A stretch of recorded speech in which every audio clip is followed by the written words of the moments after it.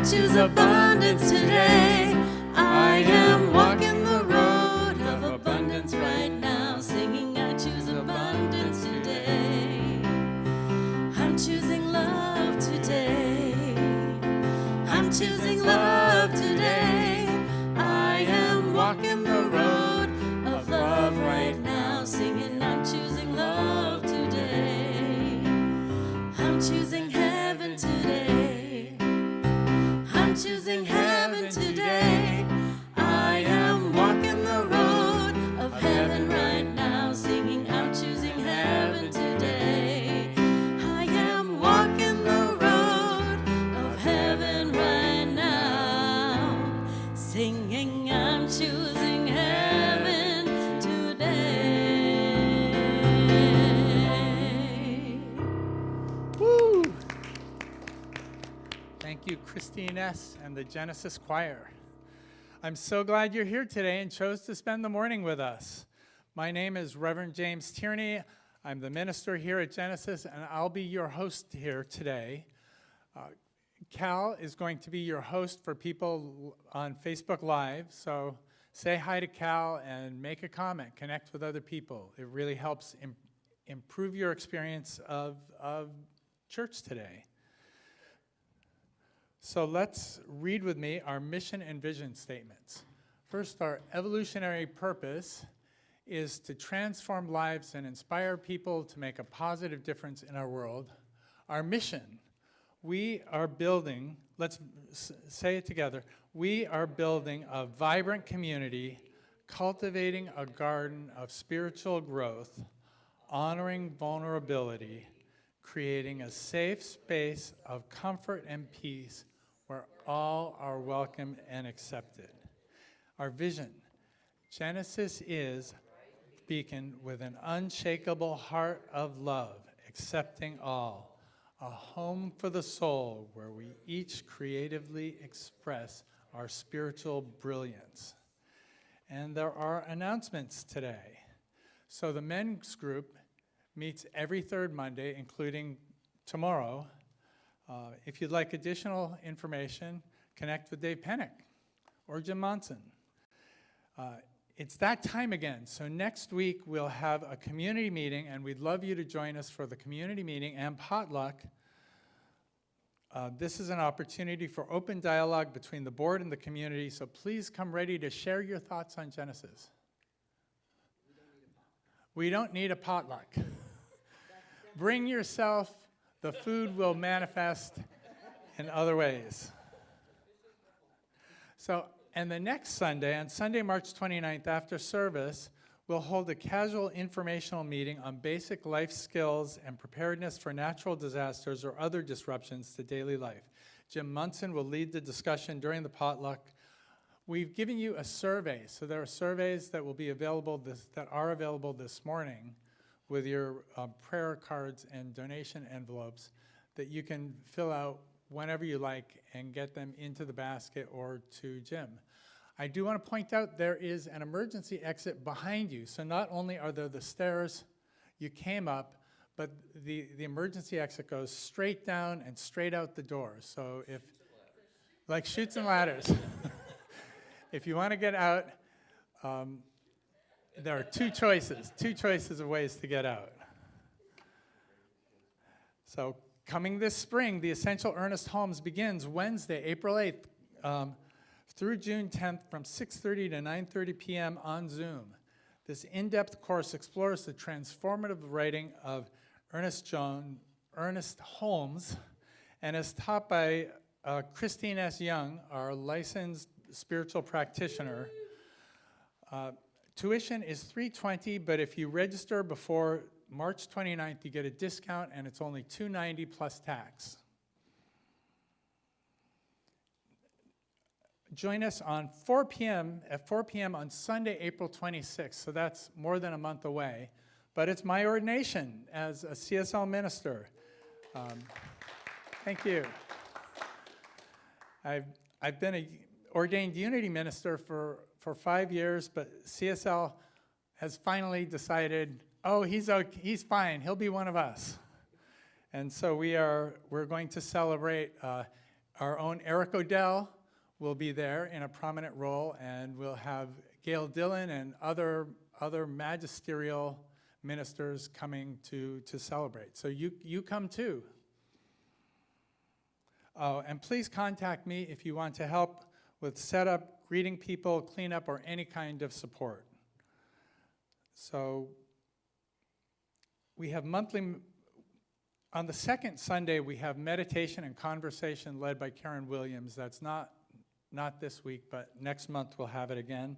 The Love Visioning team meets every first Thursday from 6 to 7:30 p.m., so that's in a few weeks. Book study is not today, but we'll let you know, and anyone can drop into book study. It is really a blast. It's insightful, it's enjoyable, it's a wonderful connection between people, and our current book is about oracles, how God communicates with us through the manifest creation. So let's, I don't see any first-time guests, but it is time but if there's any first-time guests on Facebook, please make yourself known and connect on genesiscsl.org. But in the meantime, let's welcome and greet each other. Genesis is the hugging community, so lots of people want to hug. If hugging's not good, you can shake your hand or namaste hands, but let's enjoy each other's company.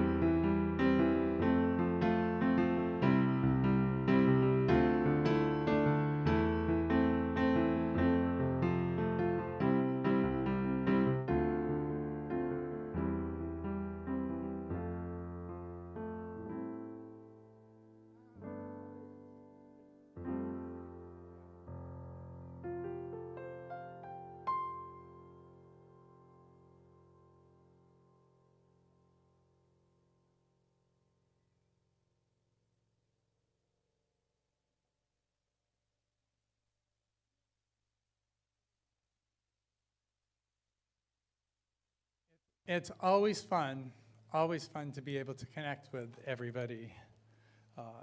So I want to thank the volunteers. Volunteers make this all possible.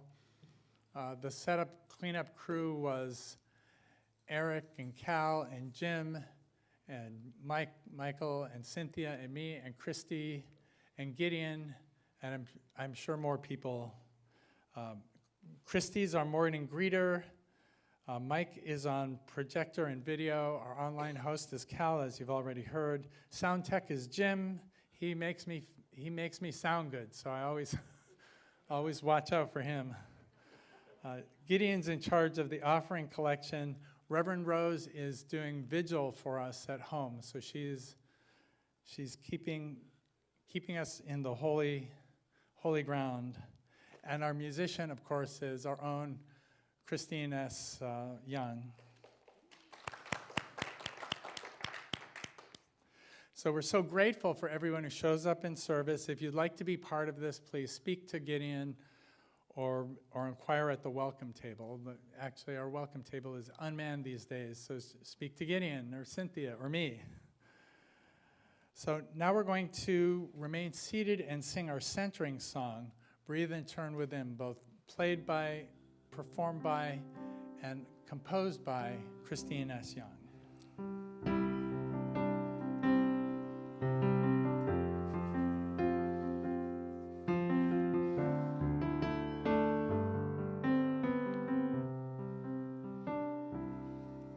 I breathe and turn within.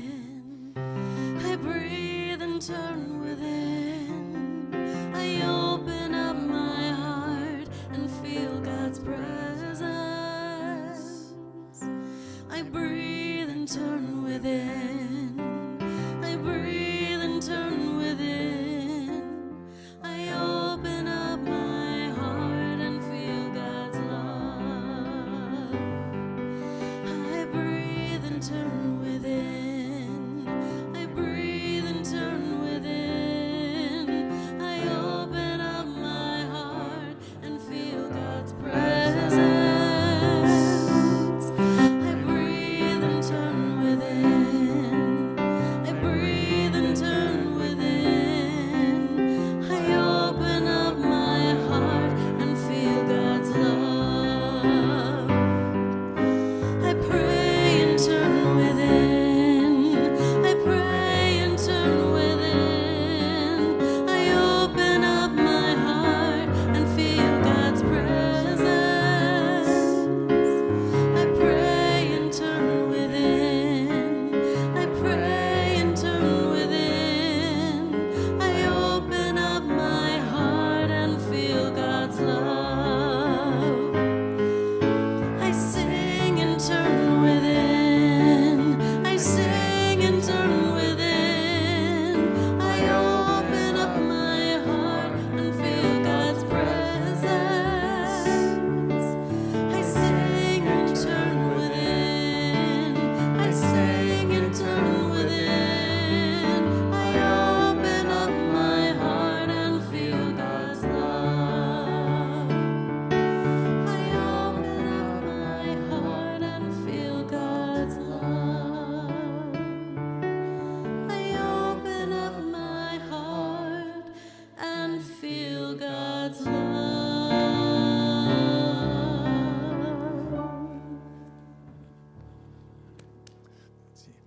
And now our own inestimable Dave Pennick to do a sacred reading.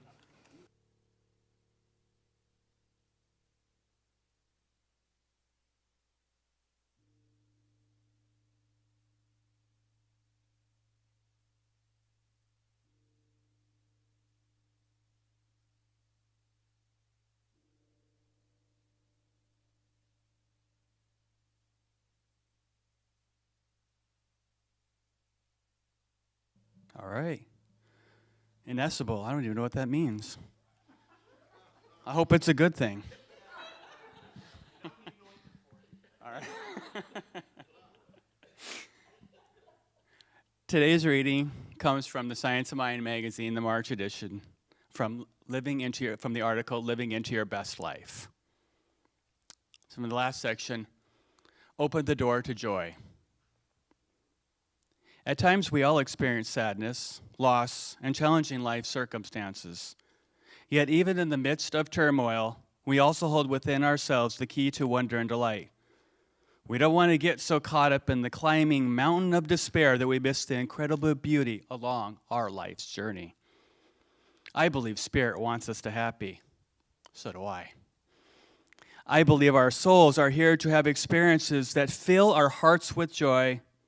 I believe our earth holds tremendous splendor in nature with magnificent sunrises, sunsets, oceans, waterfalls, and forests. I believe in the daily miracles of laughter, bird songs, and blue skies. We have the good fortune to be here briefly on this planet. By recognizing that Spirit lives within each of us and by examining our internal thoughts and beliefs, we have an opportunity each day to ensure we create for ourselves the type of life we not only want, but also the one we deserve. We could then expand our hopeful and loving vision outward toward others. Collectively then, we create a world for all, focused on joy and on love. As Holmes tells us, there, through the doors of our own thoughts, we enter into universal consciousness, into a complete realization of life and truth, of love and beauty. It will be the greatest thing we will ever do. Let us pray. And so just recognizing within that great beauty, that great beauty of God, that great beauty of Spirit, that great beauty of life itself. Oh, isn't it just so wonderful and awesome and beautiful? And we are all a part of that. Every single one of us unifying with that one divine presence. It is within every single one of us. I realize here that within our own thoughts, with our own minds, with our own consciousness, we can experience the type of life, the type of love, and the type of worlds that we wish to see. We are not bound by our external circumstances. We create the world that we see. I'll say that again. We create the world that we see around us by our own consciousness, by our own collective consciousness, by who we are. It is within us all. The kingdom of God is within each and every single one of us. And so I realize that we create a world that works for everyone, right here and right now, through myself, through this congregation, through our own collective mind, through our own collective presence, through the joy and the love that we have within inside ourselves. We do create a world that works for everyone. I realize that we are like tuning forks, that our energetic presence, that who we have inside ourselves magnifies the world. It is within every single one of us. And so I realize today, right here and now, let us extend joy, let us extend compassion, let us extend love. Let us start with inside ourselves, and then let us spread it, and keep spreading it until every single one of us and every single person in this world feels into that to which we have created within inside ourselves.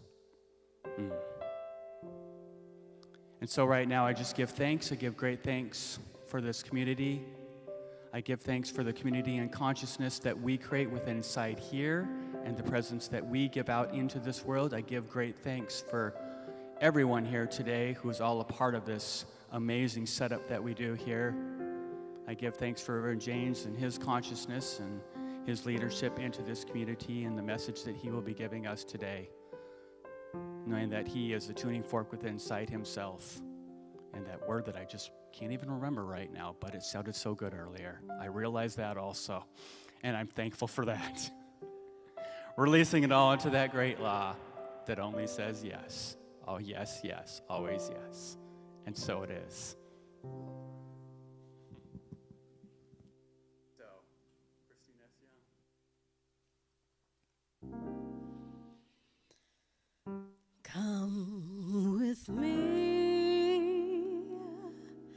and we'll be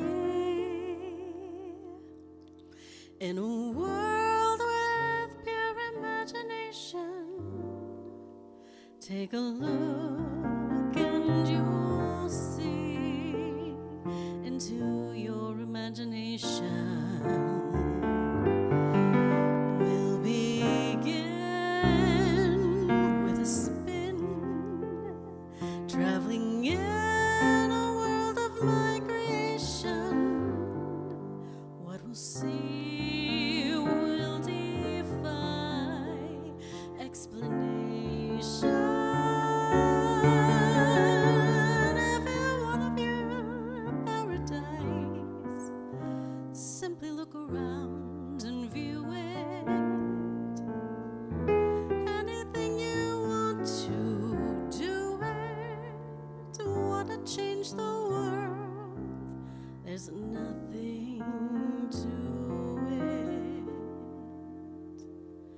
There is no place I know to compare with pure imagination.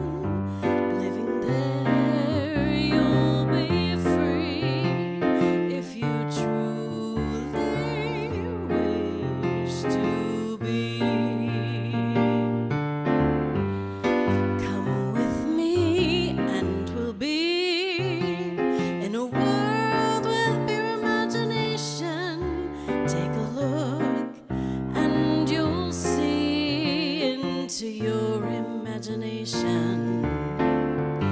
We'll begin with a spin, traveling in a world of migration. What we'll see will defy explanation. If you want to view paradise, simply look around and view it. Anything you want to do it. Wanna change the world? There's nothing to it. There is no life I know that compares with pure imagination. Living there, you'll be free if you truly wish to be.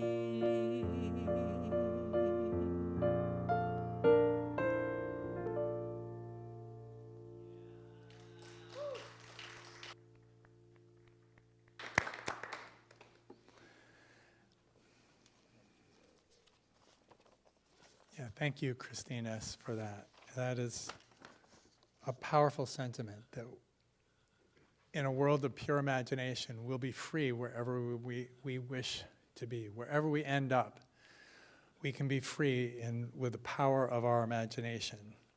So let's say together our affirmation for today. I believe in goodness, so I expect the great. I believe in goodness, so I expect the great.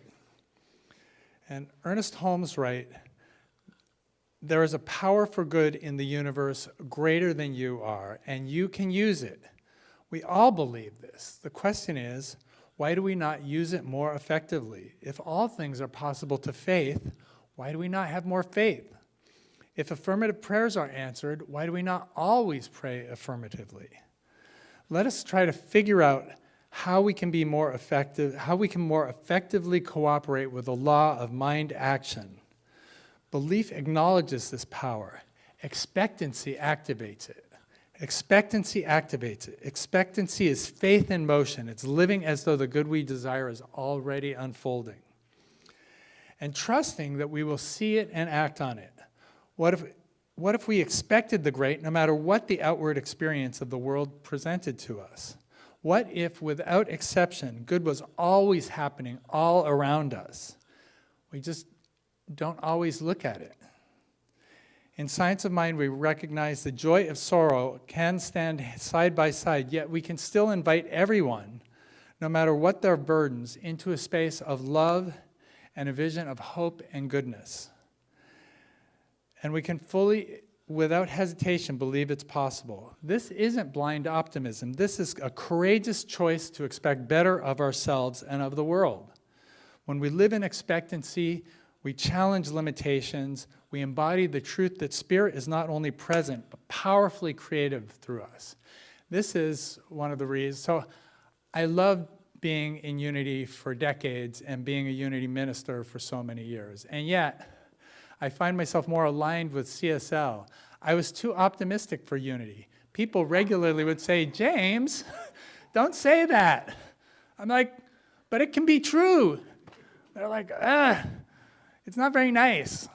Like, I think it's nice. So it's funny because in Unity, I'm sort of way on the edge of like optimistic ministers. And in CSL, I'm in the middle. Many people consider me pessimistic. So it's good I'm not way on the edge anymore.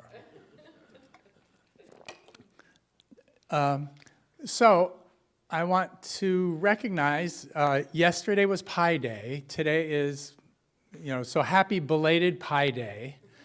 I wanted to mention this partly because Christy brought a pie, the way we traditionally celebrate Pi. We celebrate it on March 14th because Pi begins with 3.14. And of course, it's also delightful that this mathematical constant is pronounced the same as a delicious round dessert. It's no coincidence that the dessert is round because the purpose of pi is to enable us to give the area of a circle or the volume of a cylinder.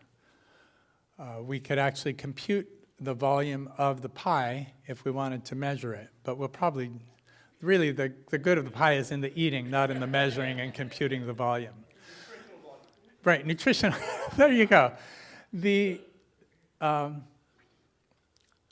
pi is important. The reason we care about pi, the reason we learn pi is not just that, it is magical that it enabled people to figure out the volume of a circle because that's sort of tricky. We're used, squares, rectangles are easier to do. But once people figured out how to do this, and our earliest civilizations who discovered pi were 4,000 years ago, but by 3,000 years ago, civilizations all over the world had discovered pi, and really by 2,000 years ago, anyone who was going to be a civilization was familiar with pi. Why is pi important for civilizations? It does three things for us. Plumbing, because we have to be able to for big cities, for civilizations, we want to bring in clean, fresh water, and we want to remove all the unclean liquid waste and not mix them up. And pipes let us do that. Pipes, the best pipes are round, and so you're able to understand more about pipes once you understand pi. The other thing is bridges. You can build bridges, you can use arches. Pi is used to compute the stresses, so you can make bridges, efficient bridges with arches over chasms, and you can open your cities despite geographic obstacles. And the last thing, my favorite, is it allows magnificent architecture. It allows us to compute domes and pillars holding up domes so that we can have gargantuan, magnificent spaces, indoor spaces where we can have ceremonies, we can get together as a people, we can have large bodies of people get together, no matter what the weather is. And we can feel the awe of the open space. We can feel the awe of having all our friends and family here. So that's why I love Pi Day, besides the dessert. Today is the Ides of March, famous for the assassination of Julius Caesar. But what I want to look at the Ides of March for is Calpurnia, Julius Caesar's wife. And she woke up screaming because she had had a dream seeing a statue of her husband with knives in it and blood flowing over it. And she said, please don't go to the forum. Please don't go to the forum. Nothing good is going to happen. And he was considering it, but somebody else talked him into, one of the assassins talked him into going. And he ended up being assassinated. So I don't want to celebrate. What I want to celebrate is that Calpurnia got a message, and she knew the message was true. She woke up from a dream, and the Romans believed this. Dreams were messages from the gods. So I used to lead a dream interpretation workshop. If anybody, Doreen was in, so she can tell you what it's like. I can tell you, if anybody's interested in this, talk to me. Most people can learn to remember their dreams, but the way our dream interpretation workshop works is we use the one mind, so you don't even need to remember your dreams. You can get messages from spirit from other people's dreams in the group. And it makes sense. We are all individualizations of the one. So of course the one can communicate to you through a dream to me, as Calpurnia. She got a dream that was meant for Julius Caesar, And if only he'd listened, history would have been different. Luckily, we're doing pretty well. There's alternate reality where Julius Caesar lived. There are actually books written about this. And if you're interested, you can read one of them. It is the last Sunday of Ramadan. Ramadan ends this week. And I've been celebrating Ramadan with prayers. I've brought my prayer carpet, and this enables Muslims use their prayer carpets 5 times a day to connect with Spirit. And it's nice because it brings a holy space with them. It was more necessary in the old days when they might have to do it outdoors in the desert or something, but you still have a holy space that's portable. You can bring it anywhere you like. The way the prayer begins is they start off the first position standing. It's an embodied prayer, which is another reason I love it. You stand and you recognize that God is present. In fact, it's more than God is present. You say, Allahu Akbar, Allahu Akbar. And Allahu, Allah is the name for God. Allahu is also the name for God. Hu is what people from Ekankar, which I was briefly a member of, say is the name of God. And it's also a nice chant. Hu. So Allahu is a sort of extended name for Allah. Akbar means magnificent or the greatest. I really like magnificence because I'm thinking about magnificence today because Pi lets us build magnificent structures. So Allah is magnificence. And so this is like the recognition phase of a spiritual mind treatment. You know, we know Allahu Akbar, God is magnificent. There's one presence and one power in my life and in the universe, infinite spirit in me. And then the next step is release. They let go of anything between them and God. Let it go. And then there's my favorite part, which is unification. Allahu Akbar, magnificence of God, is above me, below me, beside me, in front of me, behind me, and within and without of me. God is everywhere present. God is identical to me. And in order to realize this, everybody does this this position. I am that which I seek. And can we see the next slide? This is in Redmond. This is the Muslim Association of Puget Sound.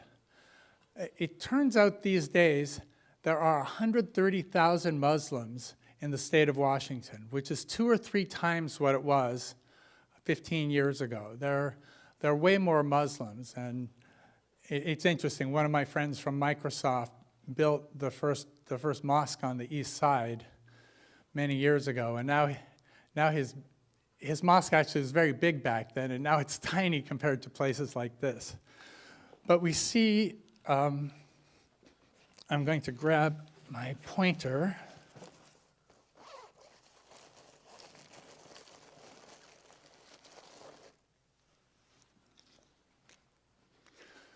We see everybody gets to know their oneness with each other and with God together in a group. And to me, this is a magnificent opportunity they have in this beautiful building. And as we've been talking about, during Ramadan, everybody fasts during the sunlight hours. And so after they've had this prayer call, let's go to the next picture, they get to eat. And there are a bunch of Muslim cafes that are opened up. This is Kamaria Yemeni Coffee Company that people are lined up for. But you can see it is a bunch of people. It's sort of a family affair. You can see there are women, there are couples, there's a kid back here, somebody on her phone, of course. But they serve traditional Arab food, and they provide an opportunity for everybody to get together and talk about the oneness, about Allahu Akbar, about, where you find the best cardamom ice cream in town. So Ramadan wouldn't be complete without a Nasruddin story. Mullah Nasruddin, as you know, is this comic spiritual genius who tells stories where he does ridiculous things, and it gives us a spiritual lesson. And this story begins with Mullah Nasruddin is in jail. And he calls his friend. He says, "Get me out of jail. I don't like being in here." His friend said, "I can't get you out, but I can give you a prayer carpet." He's like, "Prayer carpet? That's ridiculous. I want out. I don't want to make my cell more comfortable." He said, "I'm sorry, that's all I have is a prayer carpet." So Mullah Nasruddin's grumbling as his friend goes away. But he starts praying, and he starts doing his prostrations, and he notices, I am one with God. And he opens his mind. When he's upset, when you're upset, your mind sort of closes up to possibilities, and you're like, I need to be out of this cell. But his mind opened, and he's like, well, at least I have a holy space to stand on, and I have my beautiful prayers, and God is present here. I have experience. Now I know God is present even in the prison, even inside me, even when I'm imprisoned, I still am an individualization of the force that creates the universe. And after a while, Nasruddin noticed that in the pattern of his carpet was woven an escape route from the prison. And so he managed to escape in that way. But even if he hadn't, this is a lesson that goes several deep. Adyashanti, an American-born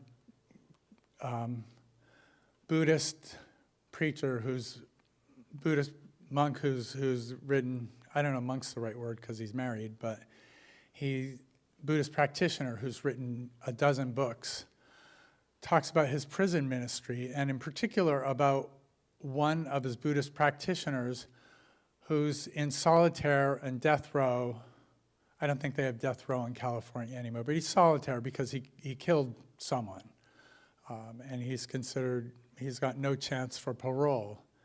And he says, I am freer now that I've been meditating, now that I can make the connection with spirit. I am freer now than I ever was when I was in the outside world. Because when I was in the outside world, I was reactive. I was reactive to any kind of insults or slights. I was reactive to wanting people to like me or not liking other people. I was reactive. I just always was reacting to the world. The world was pushing my buttons in the wrong way. And now, even though I'm in jail, I'm reactive to nothing. I know God, everywhere all the time. I'm imperturbable. So that's the second thing is, even if there hadn't been a map to escape, the carpet, the holy practice, could be his map to escape because he doesn't feel imprisoned. He feels free inside the prison cell. And the last thing is that in our lives, like Adyashanti's guy, in our lives we can feel reactive, we can feel imprisoned, we can feel like the world is going wrong. And our practice of recognizing God in us, unifying with God in us, helps open us up. This is what we mean by I believe in goodness, so I expect the great. Let's go to the next slide. This is a cartoon by Melissa and Z, who are CSL ministers, musicians, writers, and cartoonists. And what they say is, when we fill our minds with all the things we love about our lives, there's no room for our crappy old stories. And it shows, so all these blue and yellow stars are all the wonderful things happening, and the red is the bad thing. So their motto is, I flood my mind with gratitude today. But it's really true when you're focused, when Nasrudin was focused on wanting to get out of the jail cell and just not wanting to be in jail, that big red thing was like occupying his whole consciousness. And as he found more and more things to be grateful for, the red thing sort of shrunk and lost its importance. When you fight back against it, you run into the conundrum of what we resist persists. So the harder you hit it, the bigger it gets. And but if you appreciate, if you go into the gratitude, it will shrink.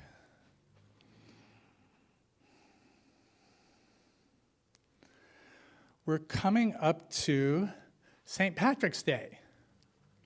So of course I have to tell a St. Patrick's story. It's my patronage, it's my lineage. So St. Patrick, as you may know, was born a Roman citizen, 400 of our common era, 400 AD. He was, that's 1700 years ago he was born. And he was, when he was a teenager, he was captured by roving Irish pirates who brought him back to Ireland and enslaved him to watch their sheep and their pigs. So he was in charge of the livestock while they went off and pirated and stole things from people for fun and profit, I suppose. St. Patrick had been sort of a lukewarm Christian as a Roman citizen in England, but he became quite devout because he had so much opportunity to pray, much like Nasrudin in the prison cell. St. Patrick was imprisoned by Irish pirates rather than by bars, but he found himself communicating clearly, vividly, and constantly with God. And he got a dream one day after 6 years there, and in the dream he had seen the path. He'd seen an escape route from the farm where he was taking care of the animals, and all the way it ended up being 200 miles to a port. And he couldn't go on the roads because he was an escaped slave, but he had to go like through the fields and through the woods. But he made it there because it was imprinted in his mind and his heart from his dream. He got there was a ship that he'd been sent to. And he got to the ship and talked to the captain and said, "You have to bring me back to England." And the captain said, "No way, I'm not letting you on my ship, go away." And the captain stomped off, and St. Patrick, of course, began to pray again, because this was the thing he was best at. And before he'd finished his prayer, the crew ran out and said, "Please, come on our ship, you're welcome, we need you." And so he went on the ship, and in those days, they didn't have very good preservation of food. So sea voyages couldn't be very long. You needed to stop at shore to pick up more food because the food would rot and you'd starve to death. You couldn't catch enough fish to make up for it. So they stopped to pick up some food on the way to England, and they ended up landing in a wilderness. There were no people, there were no animals, there was no food anywhere. And they wandered around for days and days and days. St. Patrick said 28 days, which seems like that's some kind of mystical number, because I have a hard time, I don't know how to do that, how to look for food and not find it for 28 days. But this is what's, our firsthand report from the period says. Many days they were looking for food. And finally Patrick said, "If my God will provide us food, if you guys agree to become Christian." And they're like, "Ridiculous. What a stupid religion. How would that work?" No. But they got even hungrier after a couple of days. They said, okay, if your God finds us food, we will become Christian, because that will show the power of your God. Patrick immediately fell to his knees and prayed, "I'm so grateful for the wonderful repast you have already sent us." And then a herd of pigs ran into the camp. And they took one, and they had their delicious meal and made enough so that they'd have enough for the boat ride back to England. This is This is why eating ham is commemorating St. Patrick if you're Irish, and you can enjoy that tradition too if you enjoy ham. Otherwise, well, never mind. Patrick got... Not everybody has to enjoy ham. There is vegan ham too, which my daughter enjoys. Back to England, he went back to his family, and they were grateful to see him, but more dreams. And this time the dreams were about the voices of the Irish. You need to hear the voices of the Irish. And the dreams were telling him to go and become a missionary. And so he went to Gaul because France wouldn't be invented for hundreds more years. They called it Gaul back then. And he went to missionary school for 15 years. And then after 15 years in missionary school, he went back to Ireland. And he started converting people, including he first went to the people who had enslaved him. And of course, the crew of that ship who'd been lonely Christians in Ireland for 15 years. And then he just started teaching people. And what he used the three-leaf clover to teach people about the Trinity, which in the Christian world is Father, Son, and Holy Ghost. And in our world is spirit, soul, and manifestation. And so we have the same, and in my view, Father, Son, and Holy Ghost really means that, because the Father is sort of infinite, sees no ill, knows only good for all of us. The Son is the manifestation of God, or is the Son is the means through which we have a manifestation of goodness from Spirit. I think there's another slide here. Yes.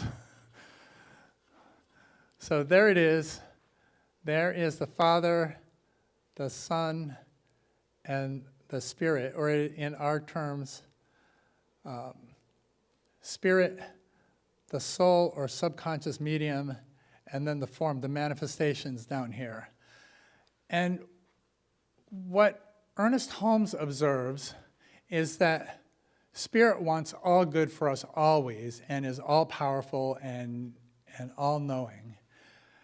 And the 3D world takes a lot of acting on, and this is the intermediate step that we call soul or our subconscious or our beliefs. This is where the expectation of good comes in. If you expect bad things to come to you, if you expect to be a victim, if you expect bad things coming, that can block the good. It doesn't have to. I'm always allowing myself to be surprised. Like, especially if I'm sure something awful is going to happen, I'm like, okay, and I'm open to surprises. I'm open to this is going to work out better than I ever thought. And so at least this is something, I would advocate, is be open to something that's better than I would have thought. But think about, this is where the expectation of good comes in, is, how do you open to the good that we know is there for us? It may manifest in unexpected ways, but it's always there. I want to talk about, why is drinking such a big deal on St. Patrick's Day? Well, it is celebratory. But there's a story about St. Patrick and the innkeeper. And St. Patrick, as a missionary, went to an inn, and the innkeeper was shorting drinks. She was pouring people drinks that were smaller than she was charging them for. And St. Patrick observed that in the basement there was a demon, and that demon was feeding on the unfairness, the dishonesty, the cheating that was going on. And Patrick told her about this. He said, look, that demon is eating you up. What you need to do is get right with God. You need to be honest. You need to give people, treat people fairly. Give people what they're paying for. Give them their full drink. And she started doing that. And the demon didn't have any more dishonesty to feed on, didn't have any more fear, didn't have any more victimhood. All of this went away, and the demon just withered away. She didn't have to think about the demon anymore. And of course, I've never seen an actual physical demon, but I have seen demonic forces in terms of feeling like a victim, feeling like the world is against me, feeling like I have to cheat people first before they cheat me. These are, I don't think demonic is too strong. Some people don't like the word demonic. I like it because it sort of personifies these forces. And we've talked about Buddha and Mara, how Mara represented all the worldly desires that were keeping him from his connection with spirit. And so this was Mara. This demon was Mara for the innkeeper. It was keeping her trapped in cheating people, and it was keeping her customers trapped in feeling victimized. And as soon as she started being honest, it just went away. It withered away. So now you know when you see people drinking, it's not because Irish people are all alcoholics or drunkards. It's because they're celebrating being honest and letting our demons wither away.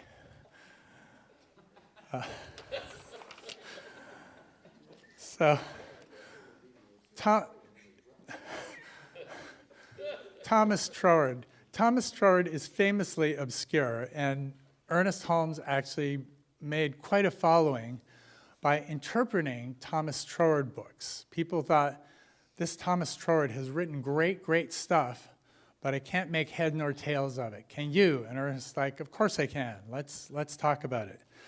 But this is from Thomas Troward's work, and you can see this is the sort of thing that made people think that they want to understand Troward.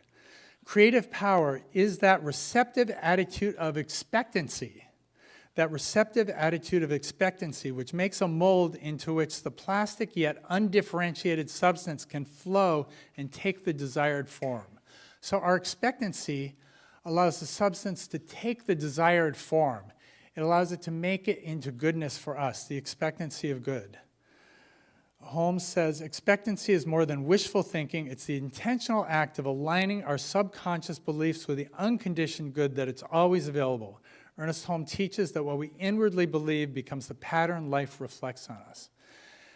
And so, let's think about this. I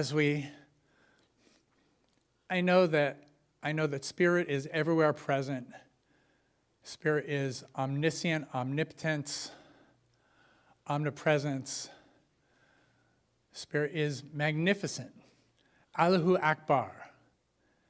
And spirit is here now. There is one mind, that's God's mind, that is my mind, and that is here now. And I know that all of you have positive expectancy. I know that good flows in all of you, good flows in all of us.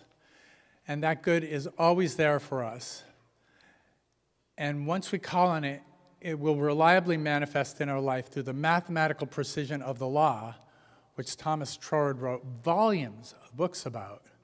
We know that the law will manifest with the expectancy of good, which I see in all of you, or maybe the expectancy of being surprised with good, even better, that it will manifest for all of us. And as we gratefully release this prayer, we know the law manifests, and we know our lives will be better for our beliefs, for our practices, and so it is.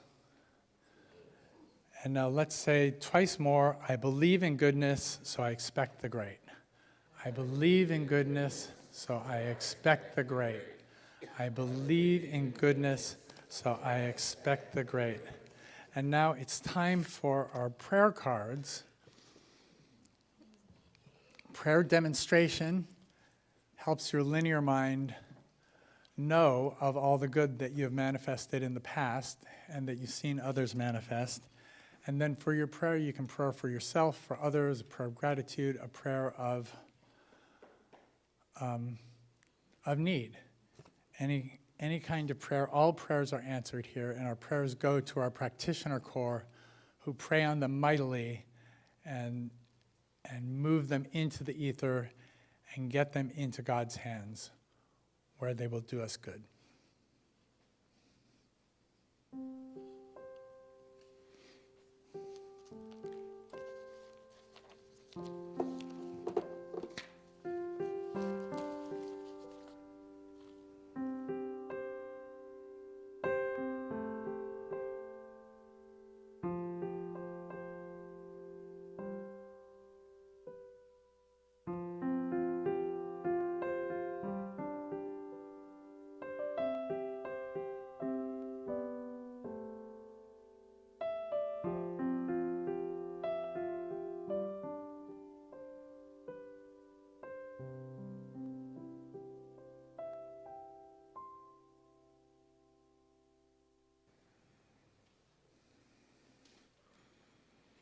And now, more magnificent music from our own ChristineEss. In this moment I wake up. In this moment fill my cup. In this moment time is on my side. Here and now I take a vow to be led by love when I'm hurt somehow. Opening up to expect something greater. And I realize and I accept life is for me and not against me. When I let go of should and let life move through me, my world is steeped in grace. In this moment I wake up, I let go and let life fill my cup. This is the moment I let myself be whole. Here and now I take a stand to be led by grace, hand in hand, to trust and know this life is already perfect. And I realize and I accept life is for me and not against me. When I let go of should and let life move through me, my world is steeped in grace.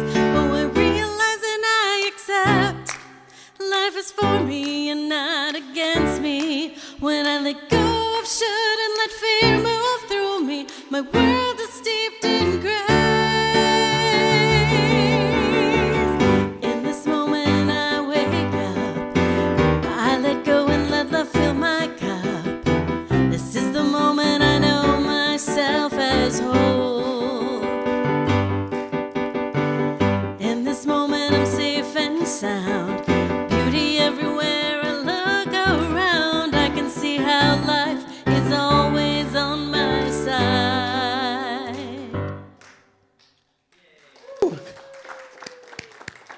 Thank you, ChristineEss. So Genesis is a community dedicated to love, inspiring harmony, and creating connections to empower spiritual growth. And we love that you are here to share it with us today. This is an invitation to participate in circulation, to connect with abundance and generosity. Your participation makes all this possible. We truly appreciate your support. So please take a moment to craft our financial gift. If you're on Facebook, please visit our website as genesiscsl.org.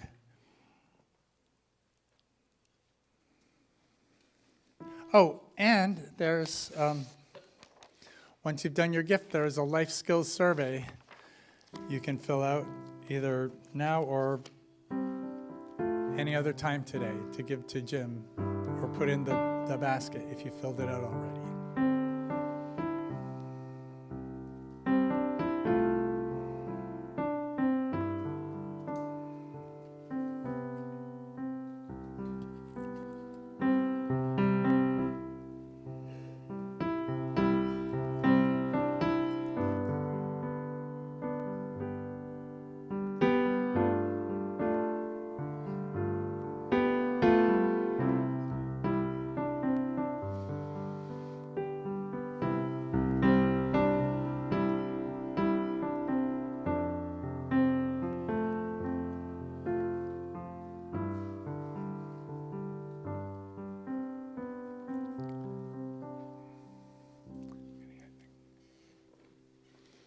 And Gideon will now collect your love offerings, your prayer cards, and your surveys if you're done with them.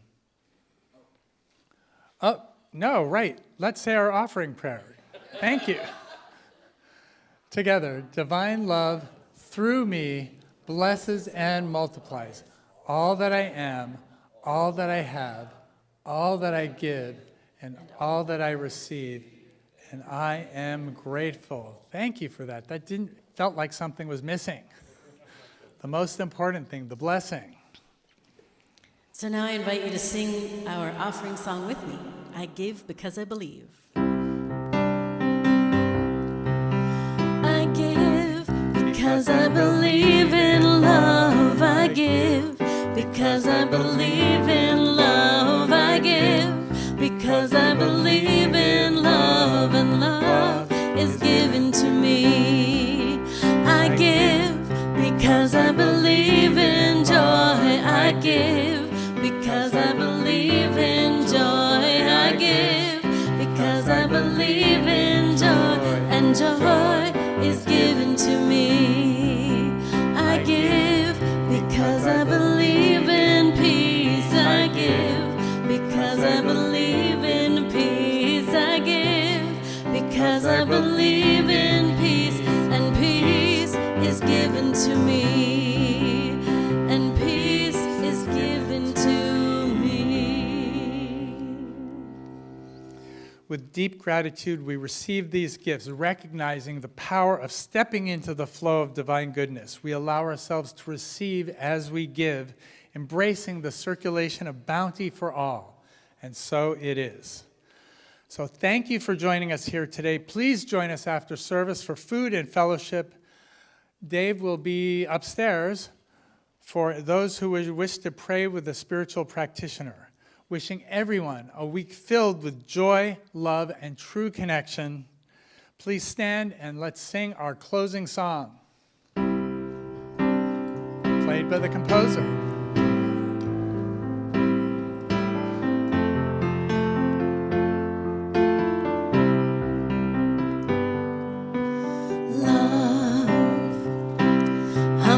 Love in my heart, peace. I'm knowing peace in my mind, joy. I'm feeling joy in my life. We are one, and together we rise. Together we rise. Together we rise. Standing in beloved community. Together we rise. Together we rise. Through love, peace, and joy. Together we rise. Love. I'm holding love in my heart, peace. I'm knowing peace in my mind, a joy. I'm feeling joy in my life. We are one, and together we rise. Together we rise. Together we rise. Standing in a beloved community. Together we rise. Together we rise. Through love, peace, and joy. Together we rise. Through love, peace, and joy. Together we rise.